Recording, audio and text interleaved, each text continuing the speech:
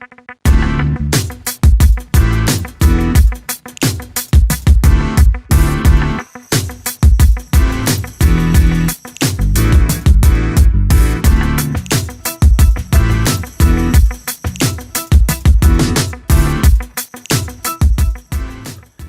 back, y'all. This is episode 2, Smartfolks with Don Calloway. This is our first episode being taped from what I think is going to be our regular HQ here in Washington, D.C., Northeast Washington, D.C., to be precise, here in our home office. I think we have a really, really compelling conversation for y'all today with a great friend of mine, great mentor, if you will. I think intergenerational dialogue is really, really important, particularly in the political context. I think it's important to talk to people who know more than I and my generation do about where we came from and how we got here.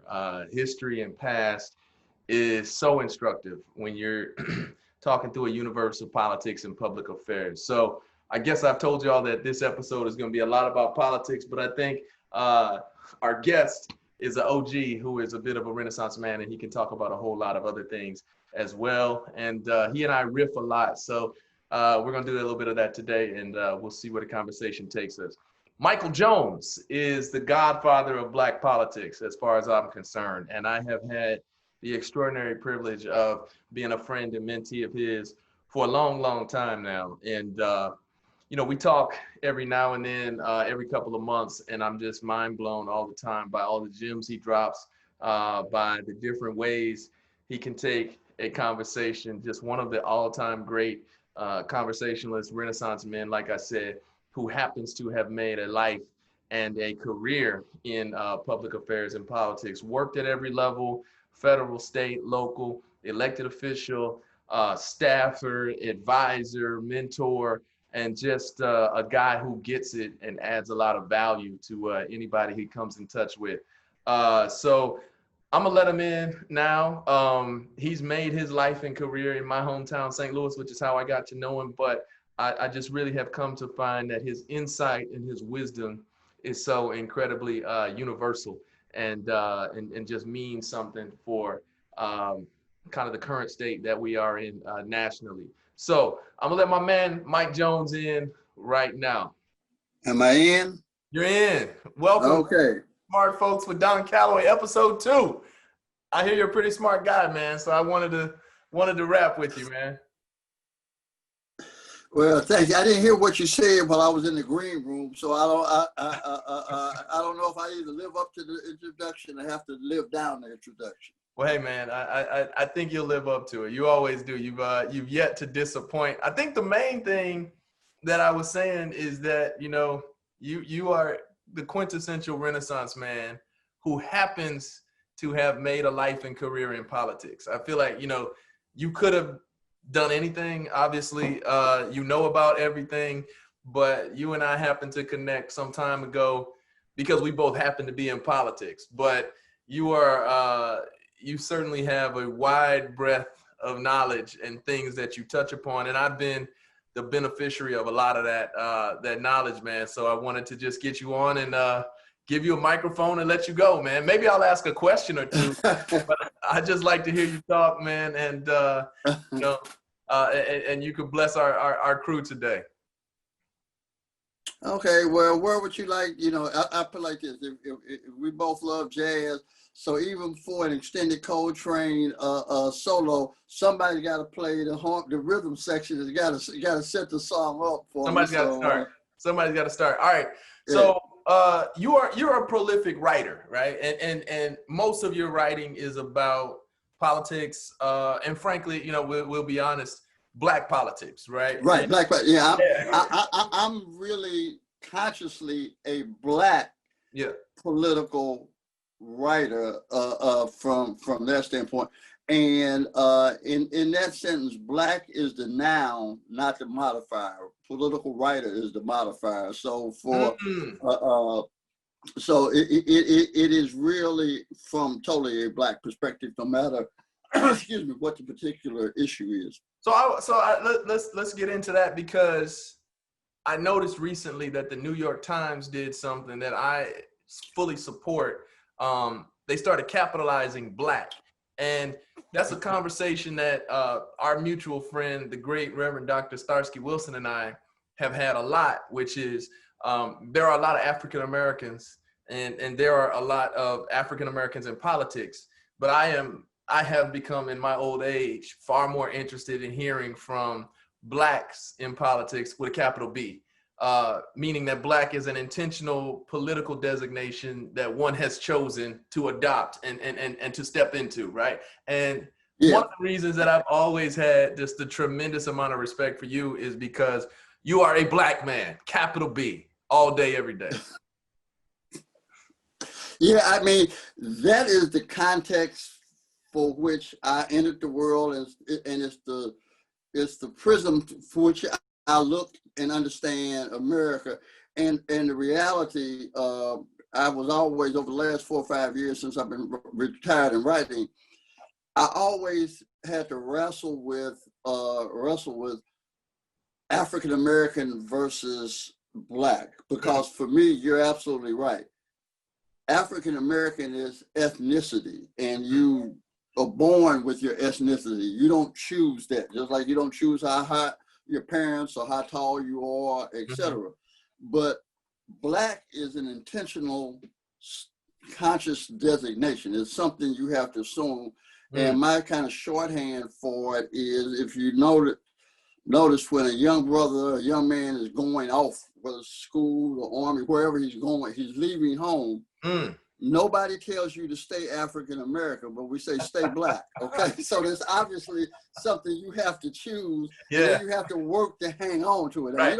You don't have to do anything to be African American except be born. That's right. That's right. And one of the things that has happened post civil rights is there was a time, based on what I call our time in American apartheid, and even before that in enslavement, we could presume your ethnicity also would define your political consciousness or your level of political awareness out of necessity, because the overt white oppression made sure that no matter who you thought you were as an individual, you were not going to escape the consequences of being Black. And one of the things that, for me, that's happened post-civil rights,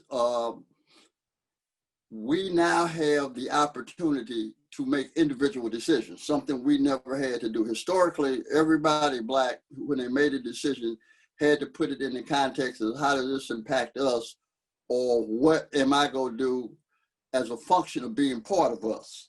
And I would argue, starting about the time you were born, 1979.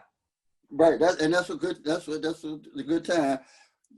Black people started to have what white Americans and even other immigrants of color have always had: the ability to make individual choice. And without considering, as opposed to what? Individual choices as opposed to collective choice. For example, as a very young public official, I left the St. Louis Board of Aldermen and went to the Housing Authority. And I was the third executive director in like 3 years. Okay, the other two, and one of them is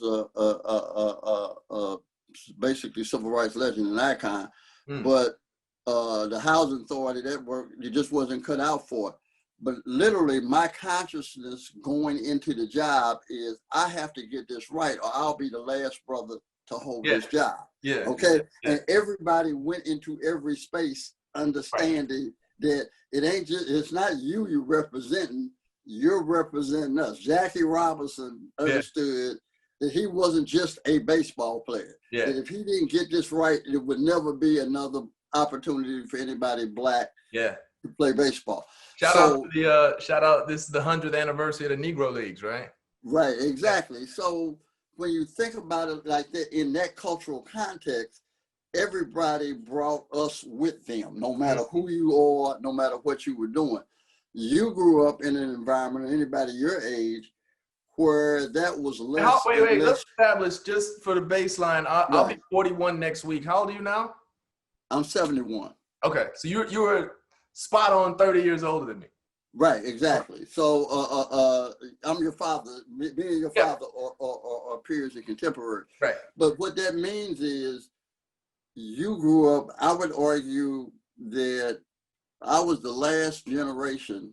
Your father and I were the last generation of Black boys raised in a segregated Black America. Mm-hmm. And we were the first Black men to live in a desegregated white America. And in that transition from a cohesive, coherent Black community to a more physically dispersed, more atomized individual Black community, those cultural institutions that help frame us, sustain us, guide us, we left them, we lost them, they weren't quite as relevant, and we were kind of like the children of Israel leaving Egypt. We knew what to do in Egypt, but now we're out here for the next 40 years, literally, trying to figure out how to get to the promised land. Okay, so that's fascinating because I often hear, Ruby Bridges, right, who turned 66 this week. Right. That's not old, right? That's not ancient history. Right. One, you are not an ancient man. So, but we often hear that you all were the last to grow up in, de facto segregation. Right. But we don't hear that 35 years ago, when you were 35, you were the first Black men to have to navigate these free waters, right? And what was that like in the late 70s, early 80s? First Blacks to have those opportunities in corporate America, at Anheuser-Busch, right? Our home company, at so on and so forth, to experience the world free as Black men. Yeah, and that's what I mean. That was universal for everybody then at that stage. And we had no frame of reference for that. Part of why we met in politics was I chose a political career because part of it was I'm a product of the Black Power movement. I was an activist in the late 60s and stuff like that. I tell people all the time, I don't remember Dr. King's speech at the Lincoln Memorial March on Washington, but I do remember Stokely Carmichael in Greenwood, Mississippi on the back of that truck talking about Black Power. So if you talk about when I kind of came into larger awareness, but I chose politics because I saw politics still in that era. And when I looked at the men, and they're mostly men who were ahead of me, these were Black men that were in control of stuff, and they didn't have to accommodate white people in the same way I thought I would have to accommodate if I was working for a corporation and I'm the only brother. And the advantage of being a Democratic politician in the 70s, 60s, even before that, that no matter how racist America was, if a white boy was ambitious, he was gonna have to come by you. Okay, that there was no way. And so for me, I thought power was more important, and influence was more important than money, because I've never seen a broke, powerful man. So, but I have seen people who are rich that have no power and no influence. They just got a lot of money.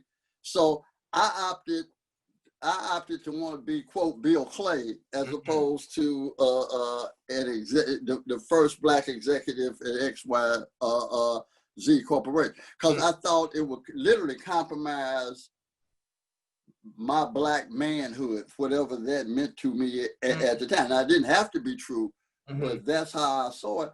And I actually think a whole generation went into public life because we were formed by that other set of circumstances, and politics was more empowering.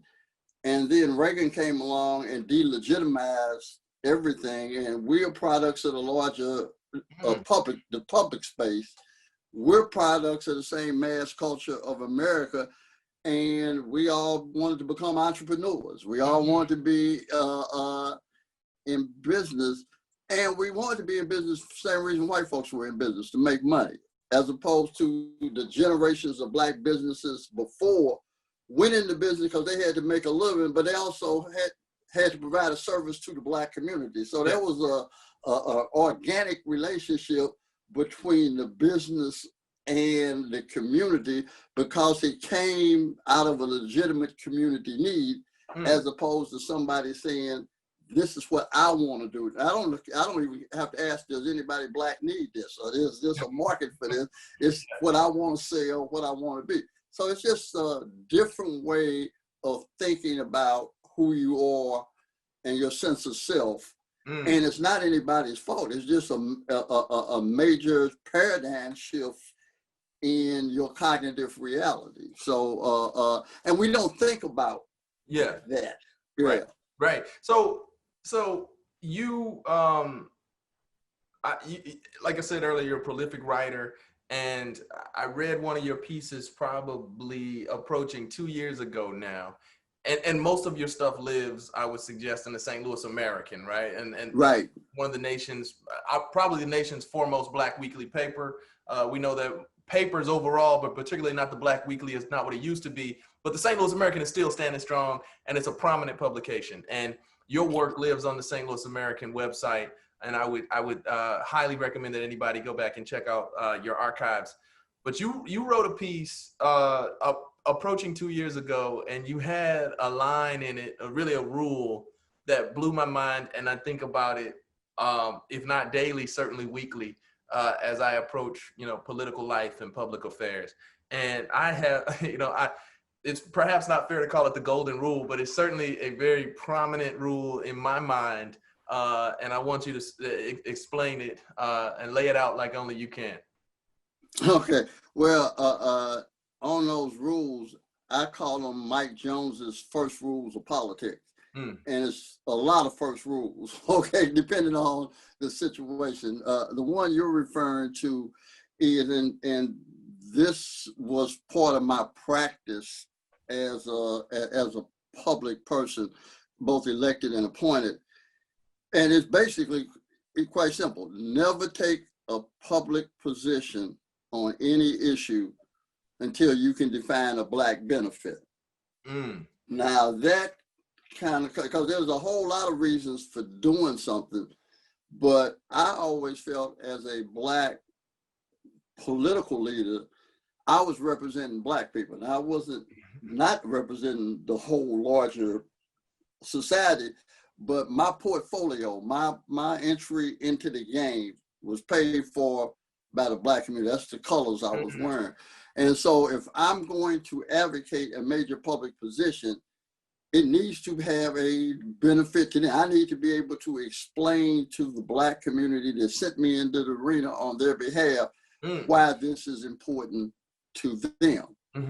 Now, for me, I didn't have to give that a lot of thought because I wrote a piece just recently that historically, at least post-World War II, most black political leadership came from black protest movements. Not that they were necessarily frontline activists, some were, but that protest culture, be it civil rights, black power, anti-war, basically shaped their political personalities and identities.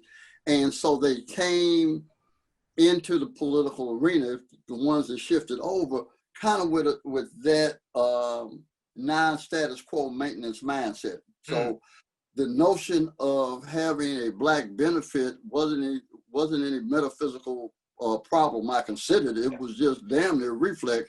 And I got this old enough and I could come up with a theory, but reality, it was really more reflex than anything else. But there's an extraordinarily important corollary to that rule. Yeah, and the corollary really is that, for me, it's don't get caught on the white side of a black-white issue. So if you put those two, if you want to be a successful black politician, don't take a public position on something that doesn't have a black benefit, and don't get caught on the white side of a black-white issue. So that's not, so I have heard you say that before, but that's not the corollary I was thinking of. I was thinking, okay, when you said, and I love this, and I've never said it out loud, but I think it all the time.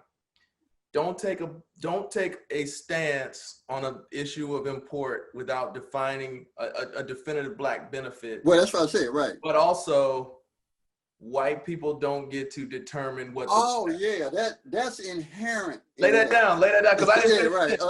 Go ahead. And that again is coming from that space. Okay, so again, this wasn't a metaphysical thing I had to think through. It was more organic and reflexive.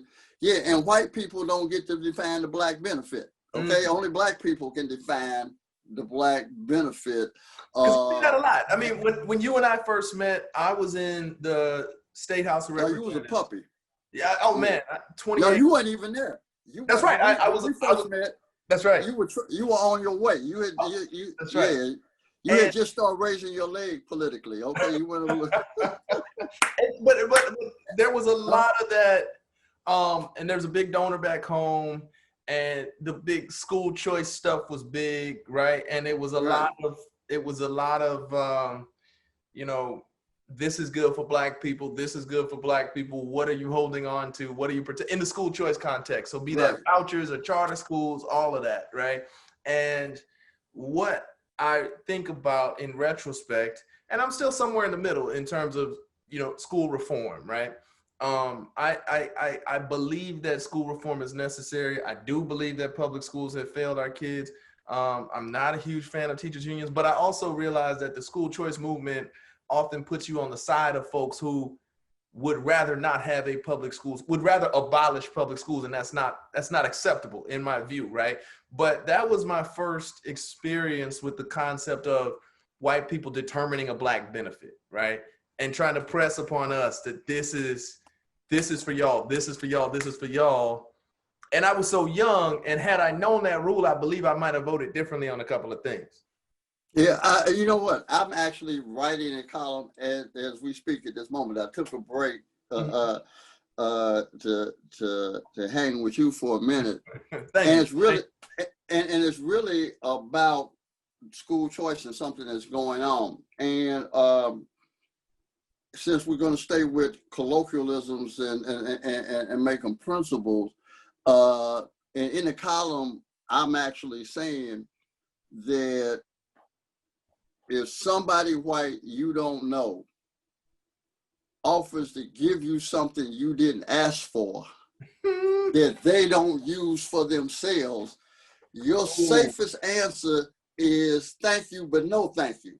And the whole school choice discussion has really, and I spent 10 years on the State Board of Education up until this year. The whole school choice movement has been a discussion among white people about how to educate Black children. And not only are Black people not at that table, but we ain't even in the room, okay? So by definition, it ought to be a non-starter. And I'm saying that from somebody that thinks the kindest thing that you can say about the current American educational system is it's structurally obsolete and maybe 100 years out of date. It equates to rotary telephones and computers with a floppy disk. So you cannot defend the status quo, but that does not mean that you ought to destroy the agency of Black people to define education, because here is what the choice movement does. No matter what you think about the execution at the instructional level, it basically deconstructs public school districts. And if you take a state like Missouri and you were in the legislature, that the local district has total control over education, the execution of curriculum, pedagogy, the whole 9 yards. And in a metropolitan area like St. Louis, probably 75% of the children, if not more, are in school districts that are politically controlled and therefore governed by Black people. Now, so the reality is, why would you dismantle a system that you have control of? Now, we need to do better, and we need to recognize that. So there's a whole lot wrong with what's in place. But why would you let somebody white tell you ought to throw all of that out that you're in charge of, and then create all these 100 schools that they'll ultimately be in charge of, and you have no way of putting that back together? Right. And it's the inability over the last 30 years or so, I'll say, of us to look at situations inside the context of us. And that's what I mean by the entrepreneurial Black politician. Doesn't mean that they don't identify as Black and their cultural identity, etc. And it doesn't mean that they're doing anything, quote, wrong. It's just that their cultural experience has created a level of alienation, or at least atomization, from a larger Black community that we can't define anymore, because it's not geographically in the same place. We're in different places, and we don't have any overarching religious or intellectual worldview that says, when I look at Don Calloway and he looks at Mike Jones, I know who you are. Yeah. And I would say 50 years ago, when me and your dad was growing up and older than that, every Black man knew who every other Black man was. That's why we could nod at each other in white spaces and acknowledge each other. Yeah. And you can't do that anymore, because you don't know who that brother is and that brother don't know who you are. That's interesting, because and it impacts the hell out of our politics. Okay, right. It impacts the hell out of our politics. That's interesting, because every now and then I it's you walk down the street, or you're in a building, or you're in whatever the space may be, right? See your brother, and you like, and if you don't get that back, you feel away, right? Right. But that's because you're not from the same, Right. And that's instructive, because there was a time that was automatic. I mean, the nod, the acknowledgement and the reception of the acknowledgement, you didn't even have to think about it. That's why it became a habit when we were in them spaces, because we were in spaces, because it don't happen in Black spaces. Yeah. It only happens when you're in white spaces, and there's but two of us. Right. That's right. So I don't want to be, I as I said before you came in here, you are a St. Louis guy through and through, as am I, but I always find your insights to be so universal. So I don't want to get too deep into the St. Louis politics of it, but I think we have a St. Louis example here that I have to ask you about, that I feel like might be instructive for big picture Black politics of the moment, right?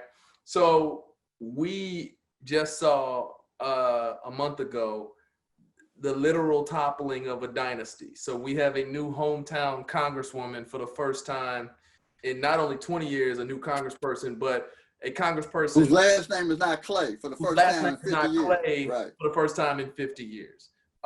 Bill Clay, literally founder of the CBC, one of the founders of the Congressional Black Caucus, holds the seat for 32 years, gives it to his son in 2000, and he just loses to a younger woman who can honestly best be described as an activist, right? She is not from the political universe that produced you and even I, right? So,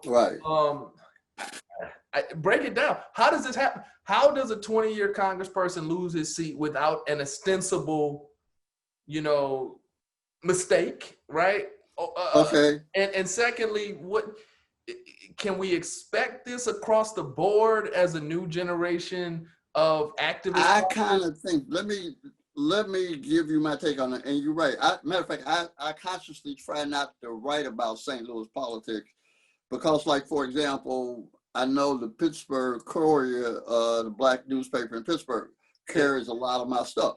Mm-hmm. And so I wanted my stuff, whatever I'm writing, to be relevant, and I wanted to have legs. So if you look back at it a couple of years, you know what, it's still relevant to the topic. And you can't do that writing about local stuff exclusively. But I really think that. But I'm going to answer your question. The first reason, my view is based on experience. The first reason incumbents lose, they lose for two reasons.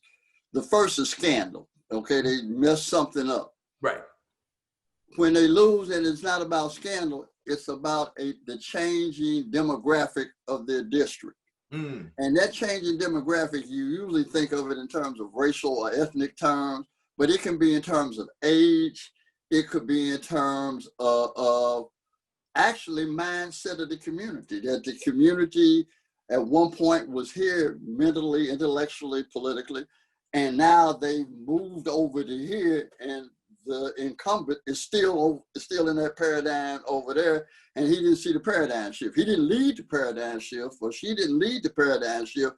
The paradigm shifted, and they got left.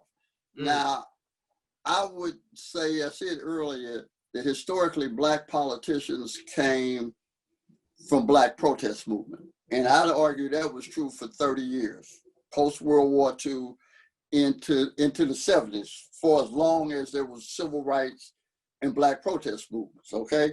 And it lasted that long. So it produced a true groundswell of Black political office holders and officials.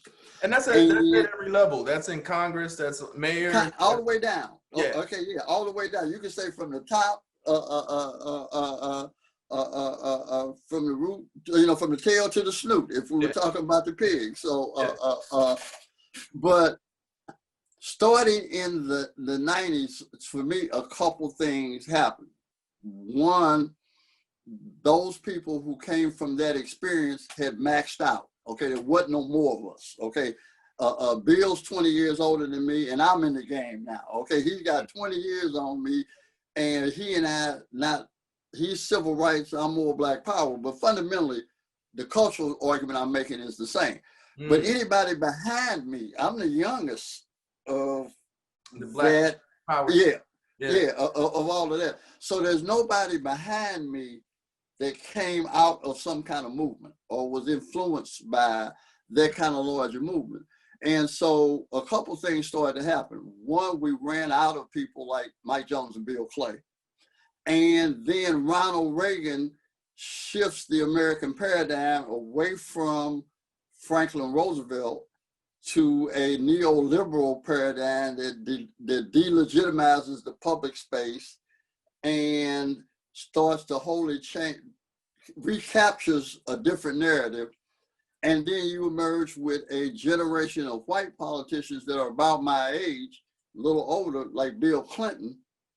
And the Clinton Democratic leadership model, for me, is the Democratic accommodation to the Reagan Republican hegemony. Okay, and in that space, Reagan Republican hegemony.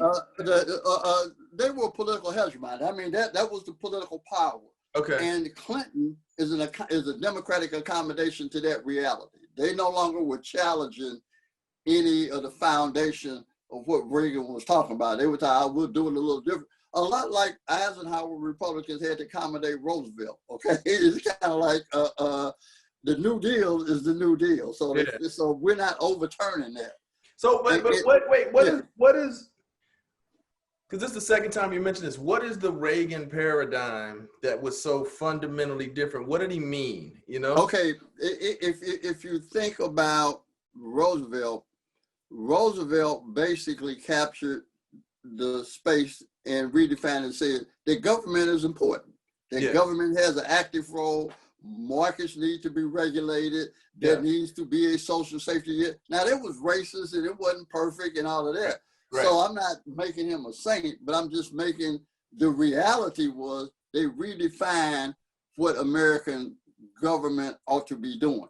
And out of that, you get unemployment insurance, Social Security. By Lyndon Johnson, you get Medicaid. Truman integrates the Army. I mean, so just a lot. The Great Society, right? Eisenhower builds the interstate highway system. Okay, so all of that is about public goods. This is the Great Society, right?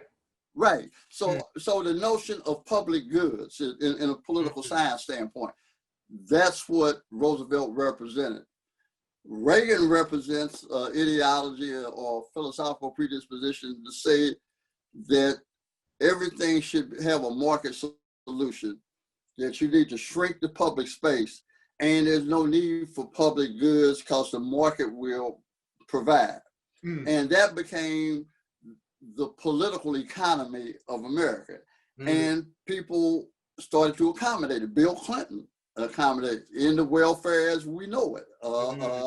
You got a whole group now. Well, that's interesting. That's interesting because that sounds a whole lot like if you move into a Clintonian space, right? He is a Democrat, right? Right. And that sounds like the basis of, you know, folks who I hear these days saying, well, ain't no difference, right? Ain't no difference between the two, because the Bill Clinton era of big D politics was Right. so like, I can't stray too far from this, right? I can't be too right. liberal. Yeah. Now, so there was a Black accommodation to that reality too. Okay, and remember, you're now producing Black politicians who didn't come from any protest movement that was trying to change the status quo. So you produce a whole 2 generations, let's say, or at least generation and a half, of Black politicians who are the Black version of Bill Clinton. Okay, and we do it with a little bit more rhythm. We on the 2 and 4, and the white boys is on 1 and 3. But if you really talk about it, it's the same song, though. Yeah. Okay. Yeah. And then August 9th, 2014, Trayvon Martin. Before that, the world turned. It's an immaterial moment. Yeah. And the Black community has a reaction. Yeah. And it didn't have a reaction for a day. It ain't Watts for 3 days or Rodney King for 3 days.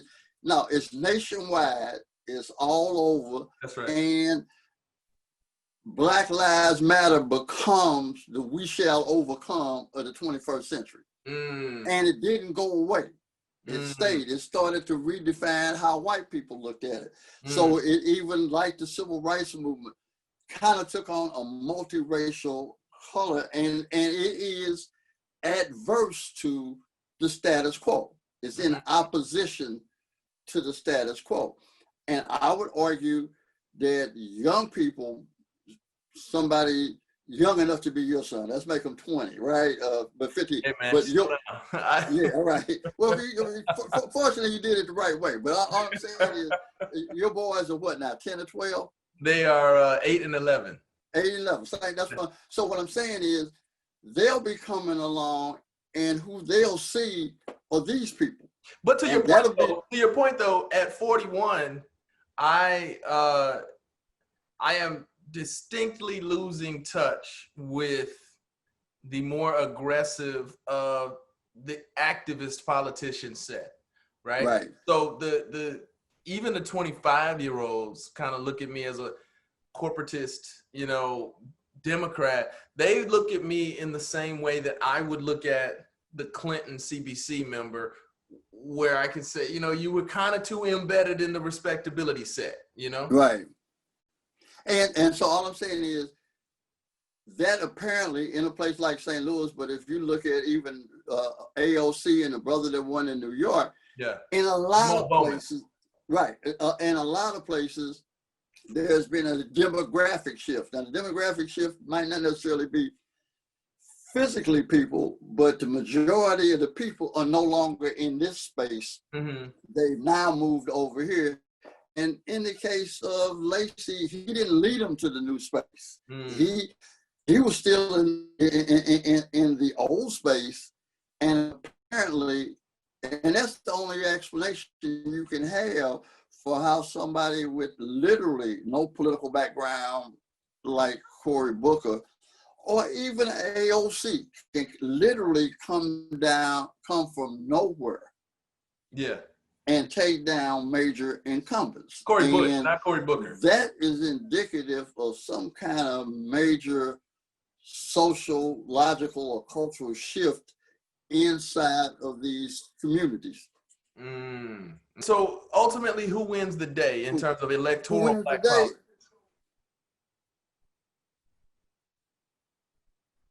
Hello? I think it's going to be a jump ball for a while. I mean, because here's first. I don't think you will be able to say, well, here it is. It'll be episodic.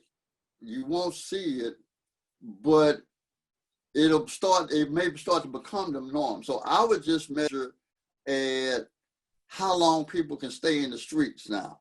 Nobody would have predicted that 1 million women from all over the country would show up someplace all over America and sometime all over the world because Donald Trump got sworn in. And so if I would actually say that you're going to see a major change, because I would argue that the neoliberal theology or philosophy or political philosophy is losing its grip on the ability to define what the public space ought to look like. Now, I don't think anything has taken its place. We haven't developed that other political theory, but and then you're wrestling with America is no longer a white male country. So 60%, 40% of the people in America are people of color. Only 60% are white. Almost 60% of the people in the country are under 45. So a large number of people in America, even white Americans, have grown up in a country that was not white dominated. Now, it still had more white men had power, but they couldn't culturally dominate space anymore. And I'll use as an example, when you were a kid growing up, nobody, if you had asked your father or me when we were 20 years old, that the cultural icon of children all over America would be a 6'6" black bald-headed guy from North Carolina that everybody had a poster of, and little blue-eyed blind white kids want to be like Mike, and their parents think it's okay. I'd have told you were nuts. Okay, so and those are the kind of massive cultural shifts. Yeah, and I ain't talking about. Wait a minute. I ain't talking about no light-skinned brother. Not Harry Belafonte. Right. Not a Harry Belafonte looking dude, you know? Right. Right, exactly. So what I'm saying is, one of the weaknesses of the black class is this intellectual laziness or sloppiness to develop what's the theory of the case. You're a lawyer, and you know that I always say there's three things a lawyer takes into court. You take the facts, the law, and the theory of the case. And of the three, the most important is the theory of the case, because the facts and the law do you no good if you don't have a theory of the case for the judge and the jury. Okay?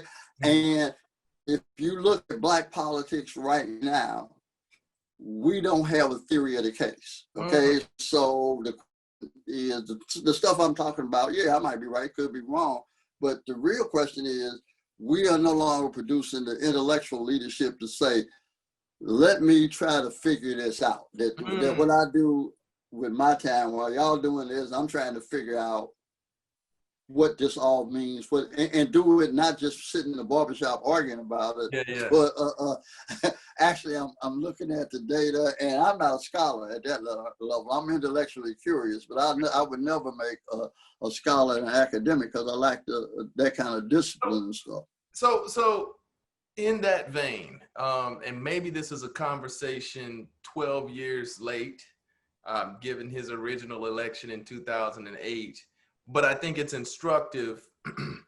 I think it's good to have the conversation now that we have seen where a post-Obama, not only Democratic Party, but a post-Obama national politics is, right? Not only 12 years after his election, but 4 years after he's left office, right? He gone, right? And he ain't coming back. So I've always wondered, given the kind of the broad, big picture that you've laid out, what is the meaning of Barack Obama? Not only to black people, but to America.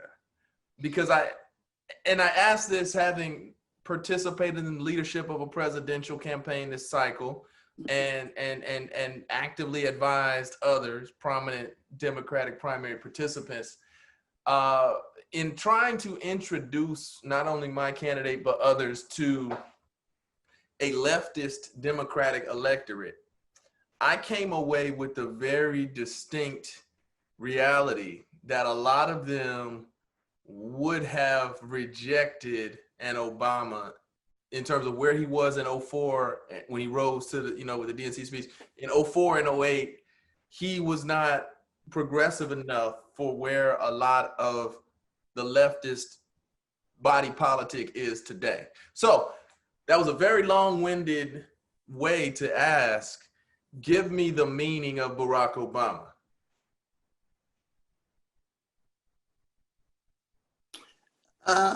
I think Barack Obama is culturally and sociologically more important than he is politically. Okay, I think he is psychologically a transformational figure. Okay, the idea that a society based on white male privilege as the organizing principle produces a black man to be the president, who is not only the leader of the government, but the president of the United States is also emblematic of the country, like the Queen of England. So he is America when he's standing there. I think that's profound, okay? And that has huge ripple effects. And it's meaningful. I mean, it's meaningful, right? Yeah, I brought my old son home on the day he was elected. That's like meaningful. Right. So that on that level is transformation, is profound. Politically, not so much. Okay. If I'd have to put him as a very good president, maybe not, but there is nothing transformational about Obama's politics. And I would argue, just from a political standpoint, he cost us dearly politically, because there were things we could never press him on that you'd have taken a white president to the woodshed about. Even a white Democrat. But we spent 8 years protected. Yeah. Huh? Even a white Democrat. Say that again, Don. You broke up. I'm sorry. Even a white Democrat, we would have pressed him on aggressively, right?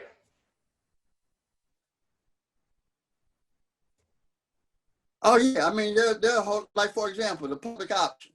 Yeah. Okay, that fundamentally, if you're representing working class, low income black people, which is what most of the congressional delegation does, there is no way. And I'm glad Mike's not listening, because she killed me if she heard me say this. But Obamacare was a Republican version of healthcare reform, and Bob Dole came up with it even in the 90s. But he did it politically because he thought they would go with it. Yeah. And it still left out as many people as it included. It was not the answer to accessible universal health care. Okay. So I just use that as an example. I'm not even being critical. I'm just trying to capture him realistically. Right. He loves basketball. You and I both love basketball. You would have to say, if he was a ball player, there's stuff he couldn't do. Not that he didn't deserve to be in the pros and stuff like that. He say, but no, there's stuff he can't do now. Okay, he can play, but there's stuff he don't do. Okay, and that would be an honest critique. And not only could he play, but you could go to the Hall of Fame, right? You could get several rings. You could be in Springfield, but there were still limitations to his game. Right, and because you hear pros talk about other pros the same way all the time. Yeah, a hell of a player. Okay, he deserves all the kudos. But let me tell you what he couldn't do. Right? Jackie, listen. Anybody and unfortunately they're not that many with us anymore. But everybody who was a reliable observer at the time will tell you that Jackie Robinson was not the best ball player. Oh man, I grew up in my father's barbershop. They would tell you every day. Yeah. Jackie wasn't the best ball player in the Negro Leagues. He was just the best Negro to be the first black ball player in the Major Leagues. Okay, a ton of guys that as ball players, but Jackie Robinson, Obama, like Jackie Robinson, was a unique black man for his time. Okay, Jackie Robinson was born in Southern California, college educated, Army officer, at a time when most ball players were from the South and used to Jim Crow and stuff. Obama's got a unique story. He's a black guy, obviously. He self-identifies as black, but he's born and raised in Hawaii, the most multi-ethnic, most non-white state, and then lives for a time overseas, and raised by his white grandparents. Okay, his mother's white race. So he looks like us, he's got the vibe, but he brings a totally different experience to that campaign. And I think, like Jackie Robinson, he's the only brother in America who could pull that off for 2008. I don't think anybody else could, for either a whole host of reasons, but most of it would be, if he say that to me again, I'm gonna beat the shit out of him. Okay, I mean, and you can't do that. You get to be the because Jackie Robinson couldn't do that. Okay, yeah. Not that he didn't want to, but he understood.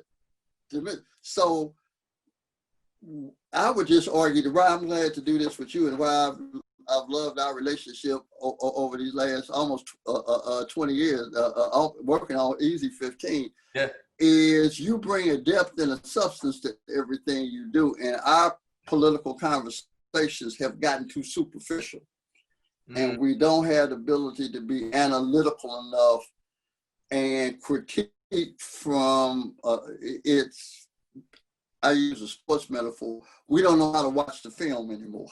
Okay. Because you can't be a ball player in any sport unless you watch, because the film don't lie, okay? Yeah. And the reason you sit down and watch it, so you say, here's what we got wrong. You don't even watch it for what we get right. Yeah. You watch it for what are we doing wrong, and what if we go win next week, we got to play better than we're playing right now. Let's look at the film. Well, and part of that is part of the. I mean, I am a full participant in the lack of depth. Like I'm a commentator on MSNBC fairly regularly, and without a doubt, cable television has contributed, regardless of which side echoes your politics or you want to listen to. And frankly, even regardless of which side is quote unquote telling the truth, right? Because Fox News is just another planet. They're not even telling the truth. And I believe for the most part, MSNBC is telling the truth. I won't even say for the most part. MSNBC is telling the truth. CNN's telling the truth. Despite their biases, they're talking about facts. But I think that cable television, cable news, even at its best and highest use, is such a bastardization of like a substantive discourse, It's really what TV has done to sports. Television, when first introduced into sports, used to capture the game as it was being played. And then over time, the game started to be a function of television. So you go to an NFL football game and they can't have a huddle till the guy on the side, the referee on the side say the commercial over, then they can go to, so the whole game revolves around a television audience. So the medium is the message, as Marshall McLuhan said 60 years ago, and so the technology also, it enhances what you can do, but it also changes the culture. And in changing the culture, it'll change the people, and that happens without people being aware of it, and then nobody's paying attention to it, so we don't talk about it, and we've gotten less intellectually curious. And that's terrible in a country that's as anti-intellectual as the United States is. So we're looking for short answers when the answers need to be complex and nuanced. And we have enough raw talent, but we're not producing the kind of players we need to play at the next level. I'll go with my basketball analogy again. Nobody in the NBA can play defense today. I mean, you can count the guys on. You don't need two hands to count the guys. Patrick Beverly. There was a time. There was a time when everybody in the NBA could play defense. Everybody couldn't shoot. They all could play defense, because if you couldn't defend, it was like being in the schoolyard. You can't play unless you can guard somebody. Yeah. And now you got a whole league full of guys. They can't guard nobody. Okay. And that's kind of a good metaphor for our politics. I mean, some basic fundamentals of what it used to mean to be a politician, you don't have to have anymore, and you can still be in the pros. Okay. Yeah. And the game has suffered as a result of that. Okay. So I got a couple more questions. We could do this all night. Okay. I'm not going to keep you all night, but I do have a couple more questions, and I want you to give me go as long as you want on these, and you know, and I know you're gonna give us some gems. So you have a political theory, I think I referenced it earlier, which says, you know, the parties aren't that much different. The Clinton. No, I won't say that. They Mhm. are very much different, but the context for the differences is inside this Reagan Correct. paradigm. Correct. Okay? Correct. So it's inside the same system. right. Everybody's kind of playing the same game, and nobody's too far outside of the right. And so, by that context, this is not my question. By that context, the only like truly transformative ideological candidate I know in my lifetime is Bernie Sanders, right? Like I can't stand his. That's correct. I can't stand his supporters online, but I have recently had to think very long and hard about why does he frustrate me so much? What is it that I actually disagree with? You know, where is he wrong? If you detach him from the Bernie bros, right, and those people who, you know, annoy us or whatever, right? Why is he actually wrong? And I'm having a hard time wrestling with that, to be quite honest. And I'm honestly I'm a lot more, shall I say, accommodating to him ideologically than I was when he emerged in 2016 and challenged the Clinton coronation, right? But that wasn't my question. My question was, in a universe where both parties have kind of merged into corporatist oligarchy to some degree, to use a term that Cornel West is fond of, and in a post-Obama world where we see that even a black head of that system was not salvation, right? For not only black people, but the oppressed and so on and so forth. When even a black head of the system is not quote unquote transformative, right? Right. How do we end up with, I think that produces a certain apathy or even a certain desire to flip the table over, which gives us a Donald Trump.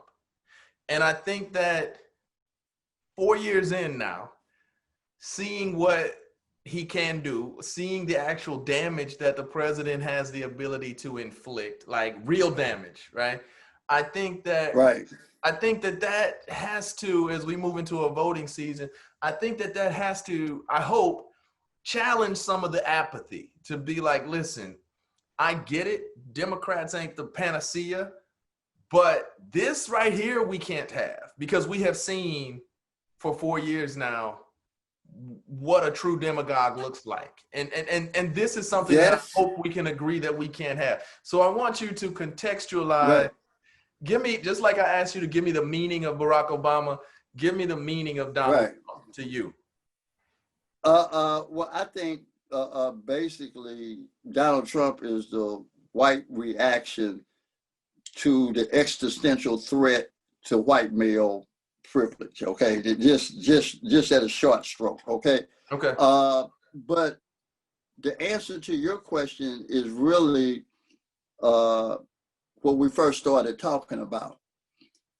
You need a black reason for black people to support the Democratic Party. Joe Biden is not a black reason. Okay. I mean, you know, it's kind of like that can be their reason. Yeah. But if for me to be credible with you, my brother, I need to tell you why this matters to us, not why it matters to them. Okay. We're not in the Rodney King caucus. Okay. We ain't all trying to get along. There's a reason we do this that ain't got nothing to do with them. Okay. Yeah. Now, in this moment, this is why this makes sense to them. No, I'm not trying to be inclusive. I'm not trying to be inclusive. I'm just trying to figure out how to get us from A to B. And right now, he's an existential threat. For everybody who watches National Geographic and the nature stuff, consider the Democratic Party like a lion pride, okay?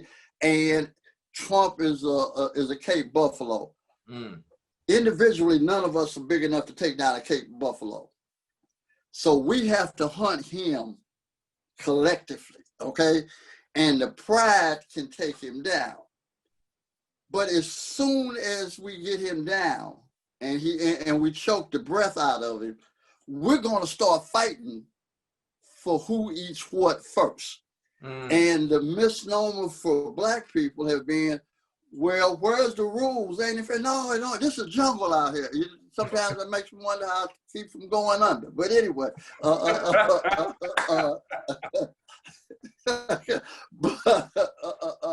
the point is, we're supposed to be, I hunt with them, and as soon as we kill something, I fight with them to make sure that I get the best piece I can take. And Bill Clay had a thing that he used to say, what in politics, you take what you can, you give up what you must. The way I translated that, I say, you can have what you can take, you keep what you can hold. Ain't nothing, I mean,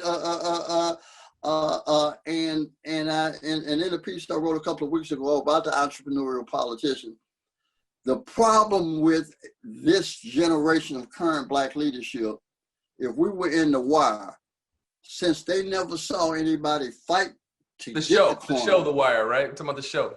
Huh? The television show The Wire, right? The television show, right. Mm-hmm. But using that as a metaphor, since they never saw anybody fight to take the corners, they don't understand you also always have to fight to keep them. Okay, you don't get a chance to inherit the corners because you Avon Barksdale's son. You got to be Avon Barksdale if you want to keep them, or else Marlo go get them. Okay, I mean, there's always it ain't but so many corners, and there's always going to be more gangsters than it is corners. Okay, so wait. Who is the generation? Who is Avon? You know, like, give me break the analogy out. Like, who is who in this space? You know what? That I would have to say, my generation is Avon, and where we failed, that as we left Egypt going in the Promised Land, we forgot to tell y'all. Wait a minute, man. Here's what. Yeah, ain't nothing changed. Okay, yeah. I mean, we ain't making straw bricks no more. But guess what? Yeah, we still in the middle of this existential fight. Okay, and what happened to us is we quit understanding we were in a struggle, and white racists never forgot what they were trying to get done, and the reality is, and I don't blame anybody so much, is we had a paradigm shift and we were in a universe that nobody had ever been in before and didn't know what literally it meant till you experienced it. So part of what I'm saying, I would have said literally while I was doing it, while I was practicing politics. So what you're listening to is an old guy with 5 years to reflect on what he did, where he came from, what's happening now, and start to contextualize that. The reason I write is so y'all will know what I thought, as opposed to I leave here and say, somebody said, damn, I wonder what Mike thought. Okay, well, shit, I'm writing it, so if you ever decide to look it up, some of it's there. But it's important that we transfer knowledge intergenerationally so that you don't have to start from scratch every day, that you can build on a metaphor I like to use to say it. It's like if you want to be a jazz trumpet player or jazz musician, first thing you got to do is listen to Louis Armstrong. Not because you want to play like Louis Armstrong or play what he played, but Louis Armstrong and Sidney Bechet is where it started. And you can't understand why it sounds like this now if you don't start with them. And then you got to stop at Bird, and then you got to throw Miles in there a little bit, and Train took it someplace else. So the point is, whatever you want to do now is a function, wherever you choose to take it, and you're free to take it wherever you want. But your playing has to be informed by the guys that played before you, because they created the vocabulary, the structure, and the experience. And you sound the way you sound because you listen to him and he sounds that way because he listened to somebody else. And until you understand that context, that stream that you are now stepping into, you'll never be a highly accomplished musician because you don't have enough context. No matter your technical skills, you don't have enough context for where your music comes from and then where you think it ought to go based on where it's been. So I think that's a good way to look at our politics. And it's kind of why I like jazz, to talk about jazz music and sports. And I would advise anybody, learn to like something else a lot that you don't do for a living. Because things that you do for a living narrow your focus. Yeah. And once you get good at it, you quit seeing things. And then when you go study something else that you like, the insights you get that I've gotten from listening to musicians talk to each other about music, I have said, damn, that's just like something over here I do in politics. So my advice to you, find something else that you legitimately enjoy and that you're not an expert at, that you'll always be the amateur learning and growing. And that will give you insight on what you are a first-rate professional at. And that's the stuff we're talking about right now. So if I used to practice law, I might get back to it one day, right? But I still kind of think through these issues like that. And if I could indict your generation, and if you could defend your generation, I think that I would say that in passing the torch, but not even in that, just in general thought, political thought, you all were far too attached to the concept of respectability politics.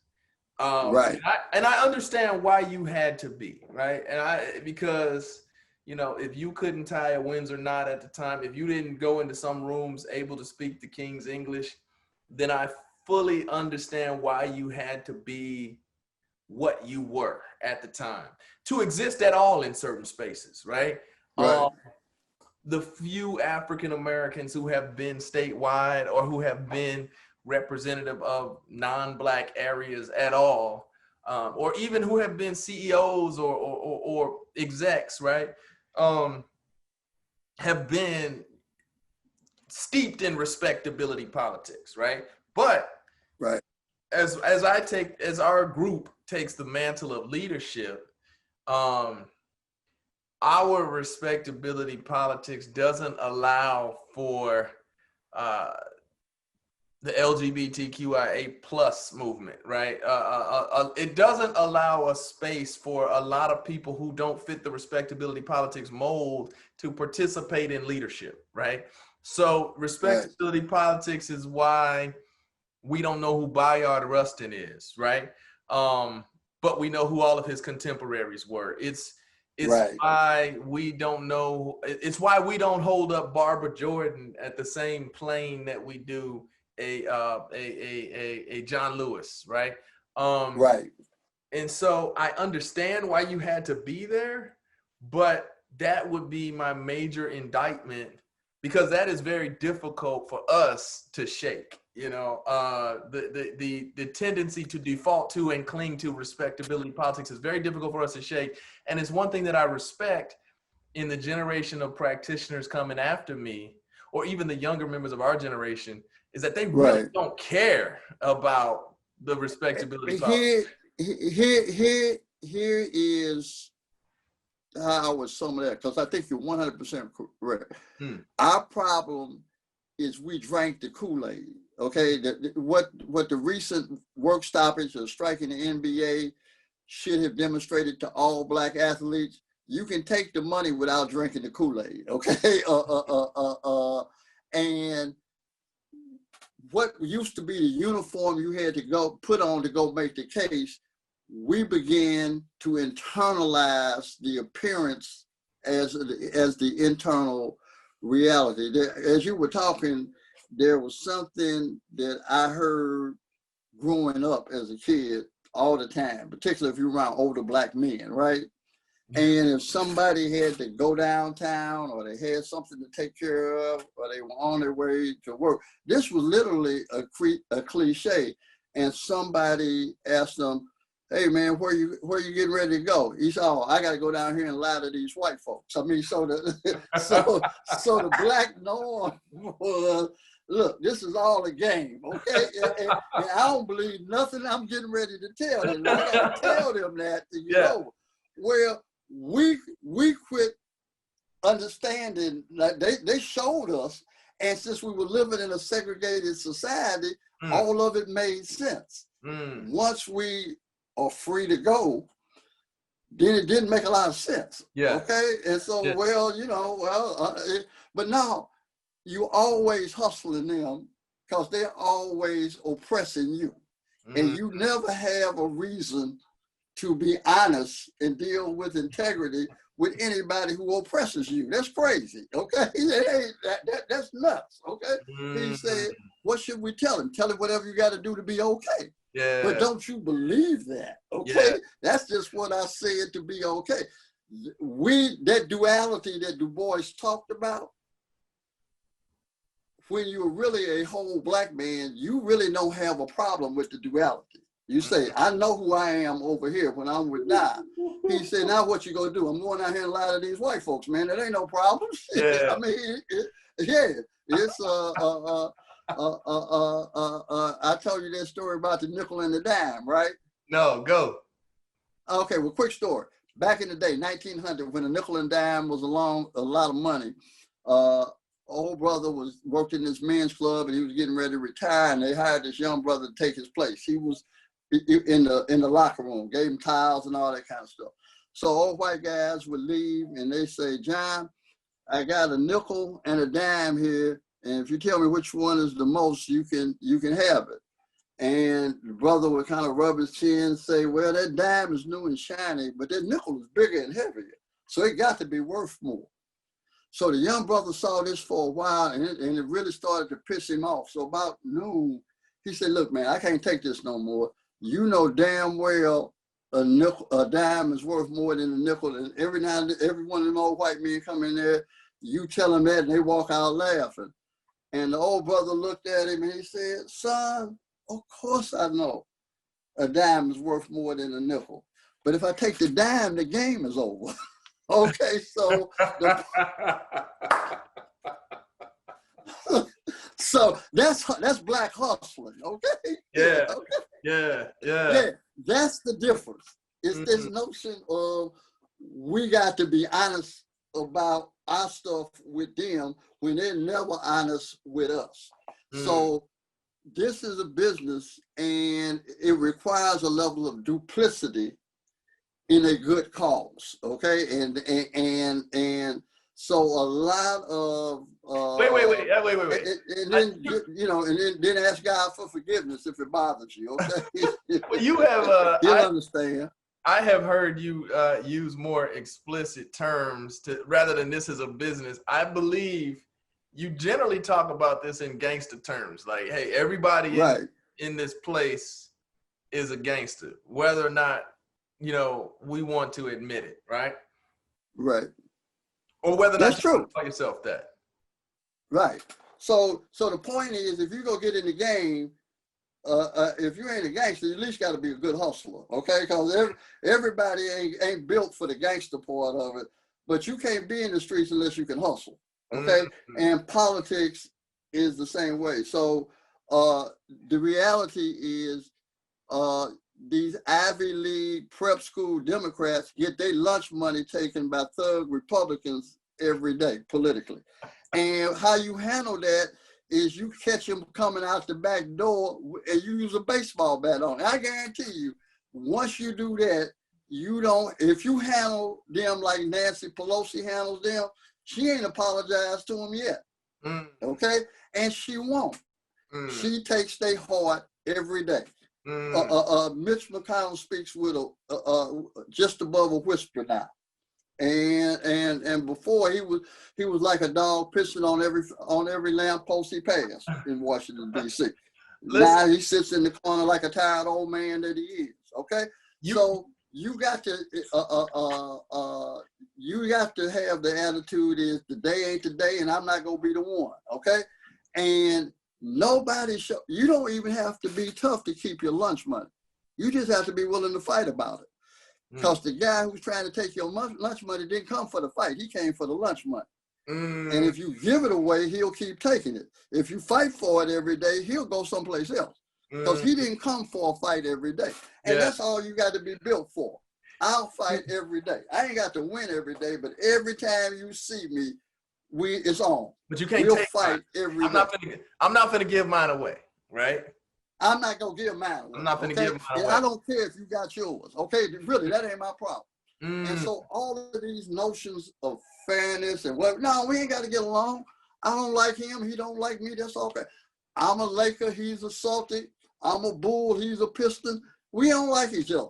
Okay, and that's okay. Matter of fact, we're both okay with that. Okay, he ain't trying to make me like him, and I'm not trying to make him like me.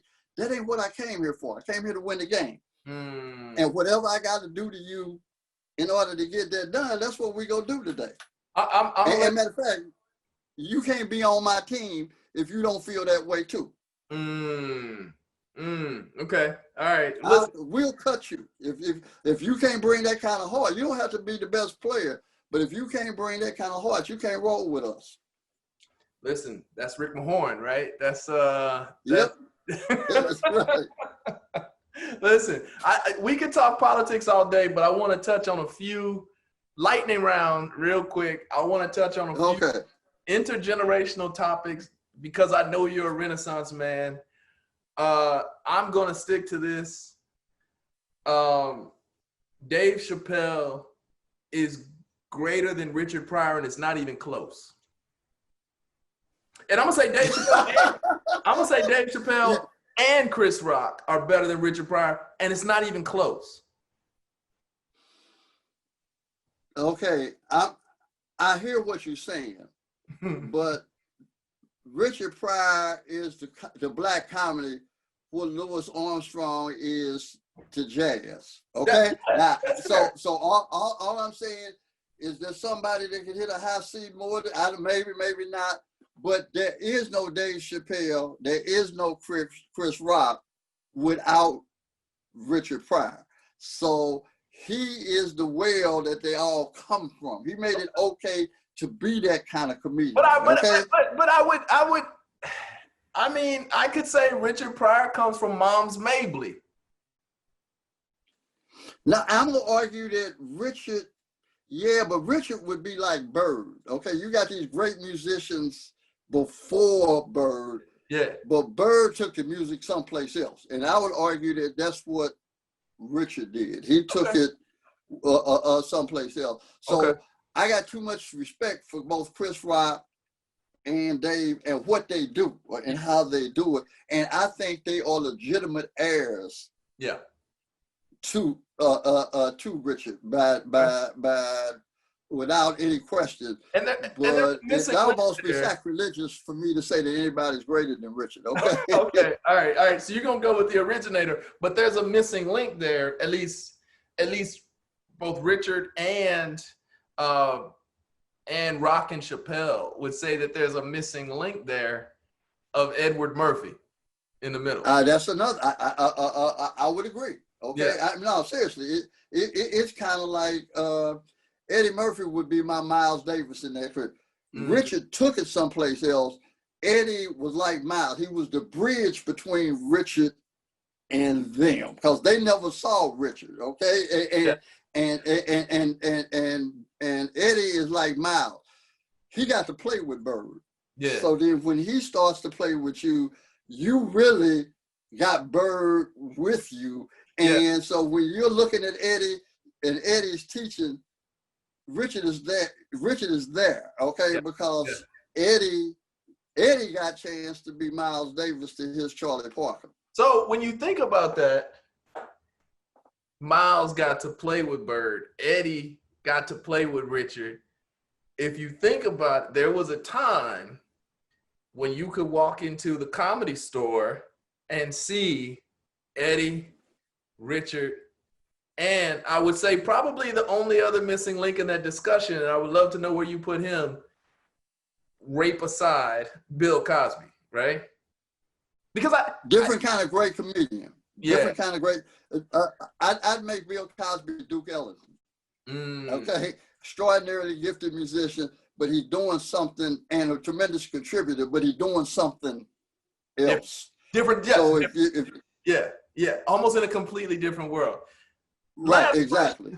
Last question, and you know, he is what he is now, and it's, you know, shameful, and he's where he deserves to be. I just want to be very clear that this is not a defense of. We're like Dave Chappelle, like he did at the end of his show on Bill. Okay, so that's and you just gotta leave it at that. Right? I try to keep this PG, but to be clear, fuck Bill Cosby, right? He's where he needs to be. But the last question, and you're a jazz man, and I have an affinity for jazz. I have an appreciation for jazz, but I don't by any means claim to be, you know, where you are in terms of having heard the greats or even a knowledge of, right, all the masters out there. But I do wonder about it as a piece of our culture, right? And and particularly the intergenerational aspects. My question is, why doesn't my generation, why has jazz not endured generationally? Yes, there are young people playing jazz, right? Kamasi Washington is amazing, right? But why, writ large, does jazz not have a place in the hearts and minds of the 40 and younger set? And I was thinking about this because I wanted to ask you. I would suggest that jazz survived rock and roll, but why did it not? It survived rock and roll and disco and funk and all that stuff. Why did it not survive hip hop and rap in terms of capturing the hearts and minds of 40 and younger? I think, and in a lot of ways, you could say jazz survived, but it was no longer the dominant Black art form. Right. And part of that is the jazz was incubated in clubs, live musicians playing live music. Jazz is an improvised art. It happens like Jackson Pollock painting. It happens in this moment, okay? And the next time Jackson Pollock do it, and the next time Bird do it, it ain't gonna be like whatever you heard or saw last week. Yeah. So as the viability of those places started to shrink, the places where young musicians get to play with oldie, where it got passed on, those places start to shrink. So think about it in our National Geographic again, the water holes start to dry up. And as the water holes dry up, the animals have to leave their place and they go in smaller groups. So the reality, you're talking about music that is much more a product of the way we listen to music now. Marcus Miller, the bassist, who was also an alumnus of Miles Davis band, just to show you how long Miles played and what he produced, made an interesting comment about rap. He said he and 50 Cent grew up in the same neighborhood, although he's older. South Jamaica. He said, but he said, I could become a musician because public schools still had music. You know, you could get an instrument. You could play from the time you were in grade school on, if that was your thing. Right. He said, rap happened because not that Black kids weren't musical anymore, but we took all the ways that you make music from them, and their response to that was rap and the DJs and all of that, because that's the only thing they had to make music. So the art form became a product of the technology that was available to them to make music. And so you could argue that had we kept music in public schools, not only would kids be better at math and some discipline and some other abstract cognitive thing, you still be producing great musicians, because somebody could have picked up a trumpet at 12 years old and taking it seriously. And just like they can find a schoolyard to play or AAU team to play basketball in, they'd have found places where musicians play that they could have listened and they could learn, and they would have done it just like guys play basketball. Because we still produce basketball players. Yeah, very much but so. We don't produce musicians. But we produce basketball players in a different way now too. But my point is, we don't have a feel for the impact of technological change on culture and how cultural changes impact the individuals that we become, both singularly as well as collectively. So since you brought up basketball, I want you to take us out with perhaps my favorite vignette of yours. And it's apropos to what we've been talking about. Great intergenerational dialogue, but I look at my friends and colleagues getting big jobs or kind of rising to a level where we're now prepared, right, to in whatever field of endeavor, kind of accept the mantle of leadership, and whatever it's going to be going forward is going to be up to us, right? And I'm on the old end of us, right? But I'm the 40 and even the younger set who ain't there yet, but they'll be there tomorrow, right? Soon I'm gonna be 71 trying to explain to somebody what Barack meant to me, right? But as our generation kind of takes the mantle of leadership, I think about this story you tell all the time about Snake and the basketball court. Right? Oh, okay. So lay that down, man, and I'm gonna let you get out of here. Okay. One of the defining moments of my life later on. Schoolyard I grew up in, it was layered. You had little boys, medium-sized boys, big boys. You had to work your way. You didn't get to jump to the big boy thing. Yeah. And in the evening, and it was a schoolyard that was like Rutgers. Okay, it was a place where everybody played. But there was a big boys end of the court. And nothing happened till enough of these apex predator basketball players showed up. So you just kind of messed around, played bucket or something. Yeah. And one day, I guess we would maybe been about 16, 17, and we had enough people in the yard to play. And somebody said, well, why don't we just shoot sides and play? And then somebody said, oh, we can't do that because the big boys ain't here yet. Because when the big boys showed up, it's like the big dog showed up. Whatever you're doing, you had to stop doing, and it started all over again. Right. So we said, we can't play because the big boys ain't here. And everybody said, yeah, you're right. And then about 4 or 5 minutes later, a guy named Glenn Parks, his nickname was Snake. We were best friends. He lived across the alley from me. And Snake said, who was not a Rhodes Scholar, said the most profound thing that I'd ever heard later on when I thought about it. Snake said, we can play anytime we want to. We can start playing right now. And somebody said, man, what you talking about? He said, because we the big boys now. And my point is, you have to recognize when you ain't waiting on nobody, when you become the man, okay, that you don't need permission no more to play. It's your schoolyard. This is your end of the court. Yeah. And so it's really all about what you go do with it at that point. But if you're waiting on somebody to give you permission, you'll be like those two guys waiting for Godot. It ain't gonna never happen, and you'll never get in the game. OG Mike Jones, you are the man, my brother.